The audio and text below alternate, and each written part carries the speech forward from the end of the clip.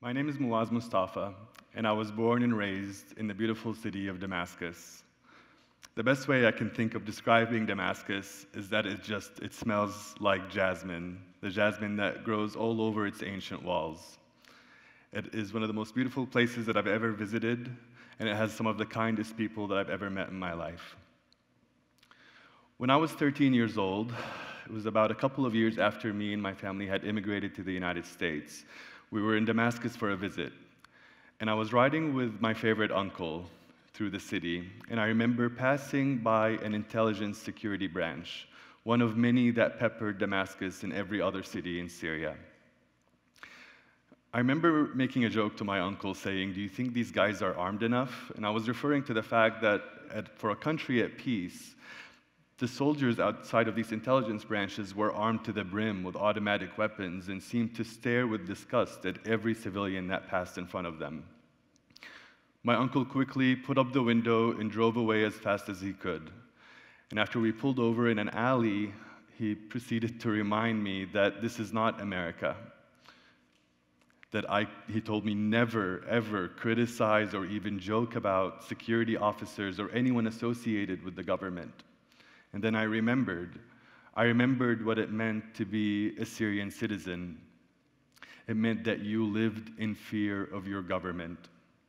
Nightmarish stories didn't have to be made up in Syria. Everyone knew that anyone could be disappeared for just giving the wrong facial expression to an officer.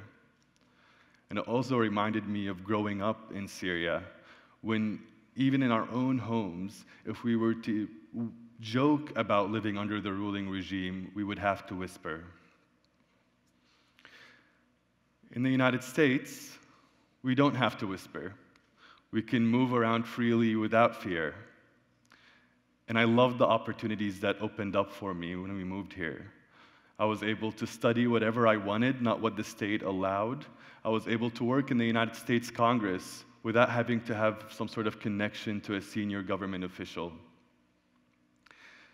And towards the end of working in the Senate, the Arab Spring broke out in the Middle East. And I remember watching millions and millions of civilians for the first time in their history coming out in Egypt, in Tunisia, and in Libya, calling for democracy, for freedom, for their human rights, those rights that we so often take for granted here at home. And I thought to myself that despite these miraculous revolutions, not in a million years would Syrians rise up. The security state was simply too strong. The walls had ears, and consequences were dire and without any mercy. But then something happened. In the southern town of Daraa, Syria, some school children who were also watching the same satellite channels with these peaceful revolutions elsewhere decided to write on the walls of their school some of those slogans that they saw on TV: freedom, democracy, and then they wrote the sentence, "It is now your turn, doctor." The doctor referred to the dictator in Damascus, a guy who tried to peg himself off as a Western-educated reformer, but he was very far from it. And what those children did had very unintended consequences. They were all taken and brutally tortured. And when their parents and families went to the officials to ask for any sort of accountability to what happened to their kids, they were told to go home and make new ones. They didn't go home. They went out to the streets alongside hundreds of thousands of others in that southern town, including other school kids like Hamza and Tamer, around the same ages as those that wrote on the walls. When this happened, the regime reacted with a brutal crackdown. And as they deployed the military into that southern city, other people in Syria and the other towns saw on TV what was going on, and they came out in their millions, calling peacefully for a relief to what's happening there, saying, "Please leave Daraa alone," while holding flowers and bottles of water and saying, "Peaceful, peaceful," to reiterate the nonviolence of their revolution. And by the dictator's own admission, it was a year of nonviolent protests, where bare chests were met with bullets and unlawful arrests. As these other cities all came out and revolted, back in the United States, I was watching this happen, and I had so much fear for my uncle and my extended family. I worried what would happen to them, and I wanted to make sure that I used my experience here to tell our government, a democracy, the strongest country in the world, that values human rights, what was happening over there. We started an organization called the Syrian Emergency Task Force. And we started it in April of 2011. This is about a month after the children wrote on their school walls. And our aim was to bring the voice of the Syrian people to the halls of power here in America. But what I realized then, that it was incredibly difficult and a complex challenge to try to move policy in the United States when there was no constituency that existed here for the prevention of humanitarian atrocities. At the same time, in Syria, my uncle, the same one who was my best friend growing up, who scolded me when I commented in public about the security officers, couldn't sit idly by. He began doing humanitarian work on the ground. And he was one of the first people to notice that the regime militias and military were now carrying gas masks. At the time, hundreds of thousands were under siege in Syria, bombarded with all types of conventional weapons. And the thought that the regime could use chemical weapons struck fear into the hearts of civilians. My uncle also mentioned to me then that chemical weapons like the agent sarin are heavier than air, and that they would seep down into the basements and shelters where children and families hid every day from the bombardment. I remember telling the United States government multiple times about this threat, yet to no avail. And then hundreds of chemical weapons attacks ensued, including in 2013, when 1,400 civilians, mostly children, were killed in their safe places. Soon after that chemical weapons attack, my uncle and his young family were taken. They were detained by the very same intelligence branch we had passed by so long ago. And I was devastated and disillusioned with the international community, with the United States government, with the world, that they would let all these horrible things happen with only mere statements of condemnation. Soon after my uncle and his family were taken, I finally met a man that we codenamed Caesar. Now, Caesar was a military policeman, a government photographer, tasked by the government itself to take photographs of the civilians that were being tortured to death by the Assad regime. And as soon as he got that grisly job, Caesar had the opportunity to just defect and run away. But he made the incredibly brave decision to stay. And from the beginning of the revolution, for 2.5 years, Caesar documented the torture to death of men, women, children, elderly, Arabs, Kurds, Christians, Muslims, the whole mosaic of Syrian population.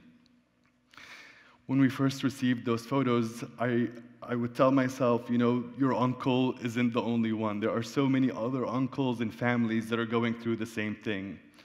And now with these 55,000 photographs in my hand, we were trying to go through and identify some of the people in the photos, just that we may tell their families what happened to their loved ones. One of the hardest things to do is not to know if your loved one is dead or alive, whether he or she are still being tortured to death, or if they're just dead and maybe at peace now.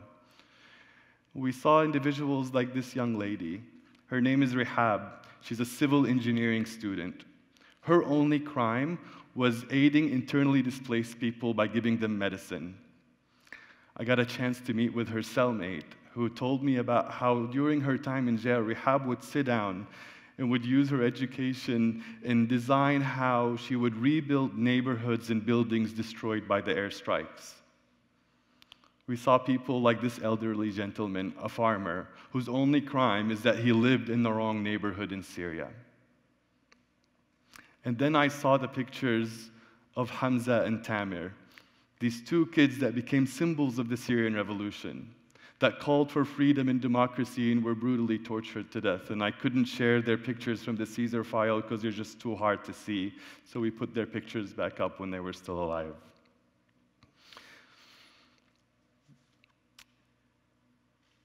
And so, with Caesar in an undisclosed location, one of the first places that I went to with the 55,000 photos was the US Holocaust Memorial Museum in Washington, D.C. I wanted their help to help just archive and memorialize these beautiful people that have lost their lives in such terrible ways. And that visit resulted in a partnership that lasts until today, and an exhibit that is at the Holocaust Museum that's called Please Do Not Forget Us. And I encourage each one of you, if you come to DC, to visit the Holocaust Museum and come and see this exhibit. Caesar thought that by taking out 55,000 photos and documents that were powerful, unequivocal evidence, actually more powerful evidence than what we had against the Nazis in World War II, that the world would act then. But his job wasn't over, and there was more for him to do. And so I thought naively that if we brought Caesar to testify before the House Foreign Affairs Committee, that may help move the United States and the international community. And so in 2014, Caesar testified in front of the House Foreign Affairs Committee, and members of the committee, I remember, were looking at the photographs around them and listened in stunned silence as Caesar, in full disguise, testified in front of them. That hearing resulted in the introduction of a bill called the Caesar-Syria Civilian Protection Act, which we continue to push today to make law. But this was and is too little too late. Caesar, in his subsequent conversations, would always say the same statement. He would tell officials and anyone that would meet him that the people he took photographs of are now dead, they're gone. But that countless others remain in these dungeons, awaiting the very same fate as those people in the photos, and we must do everything that we can to save the rest. The situation in Syria continued to deteriorate, and at this point, extremist actors were introduced to the conflict as the international community remained silent and as the situation on the ground became more horrendous for civilians. And that included actors like ISIS. So now the Syrian people had to fight against the Assad regime and its allies, and at the same time against extremists that were there to also sow havoc. Our organization had to evolve in the work that we do. And so beyond political advocacy, we started going regularly to the ground in Syria and do humanitarian work, and also work in supporting civilian governing structures in Syria, in areas that have been liberated by the Assad regime. We wanted to make sure that in these places, that warlords and religious extremists did not come in to fill that vacuum. And we were successful. We helped start civilian courts, civilian police. We were able to provide some of these services, but our work did not happen without unintended consequences. 4 of our young staff, amazing people you would have all loved to meet, 2 taken by the Assad regime and tortured to death, and 2 taken by ISIS and beheaded for our work. And then yet another horrendous atrocity happened, the fall of Aleppo. Hundreds of thousands of civilians trapped in the city, and bombs rained all over them. But alongside the bombs, the regime made sure to also send down flyers that said that the world simply does not care about you, that they have left you to your slaughter. And that made us so angry. I wanted the Syrian people to know that if the governments of the world didn't care, that the people, especially Americans, did. And so we started a program called Letters of Hope. Our goal was to talk, and we continue to get thousands of letters of Americans, young and old, and take them to Syria and give them to the people inside the country that have felt deserted by the world. And I cannot overstate how powerful these letters are. They bring hope and new life to people that feel completely alone. And at the same time, it created relationships between Americans and Syrians that lasted and endure until today. It helped people here learn to better advocate for people over there.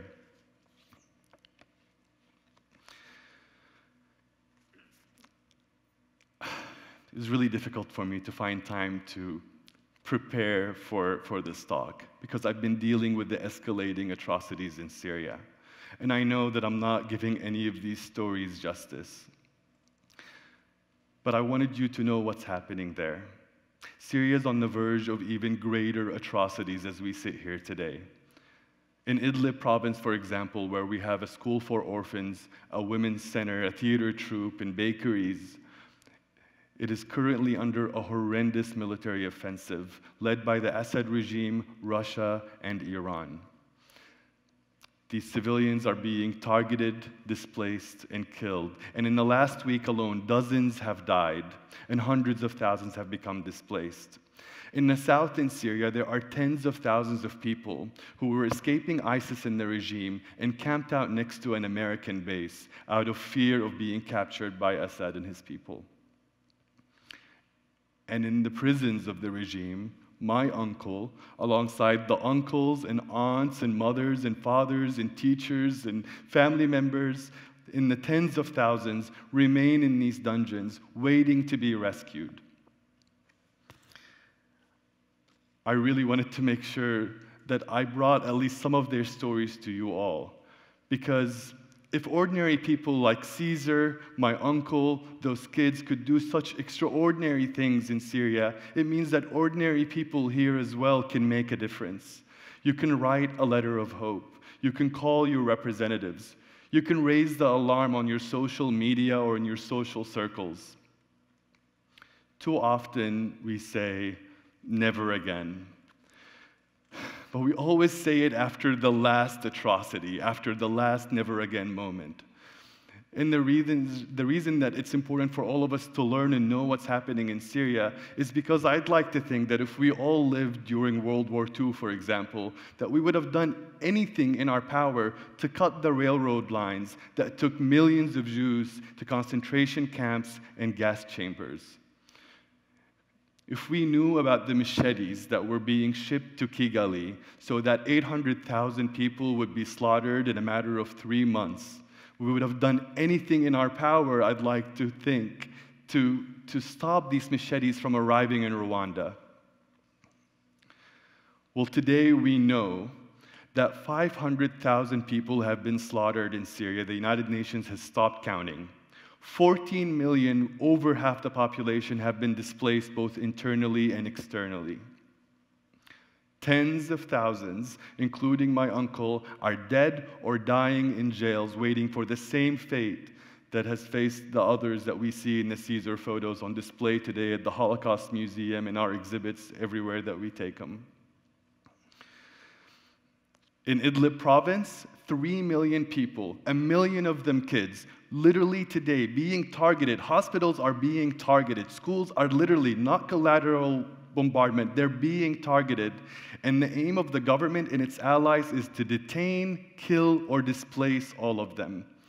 In Rukban, that camp that I told you about in the south, almost 40,000 people, half of them children, are there out of fear of the regime. I talk to them every single day. And every day they tell me, tell the Americans that we don't want to die, that if we are ever recaptured by the regime, we will perish. And so I think it's very important for all of us to know that as Americans, as free people, it is our responsibility and obligation to do something about it. Not only because it's the right thing to do, it's actually also for the benefit of our national and strategic interests.